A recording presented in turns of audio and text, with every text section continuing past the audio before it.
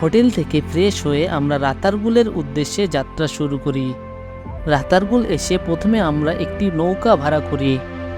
নৌকা ভাড়া ছিল 980 টাকা। একটি নৌকায় সর্বোচ্চ 6 জন ওঠা যায়। রাতারগুলের প্রাকৃতিক পরিবেশ ছিল অনেক সুন্দর, সাথে আমাদের মাঝি ভাইয়ের সিলেটি গান রাতারগুলের সৌন্দর্য আরও কয়েক গুণ বাড়িয়ে দিয়েছিল।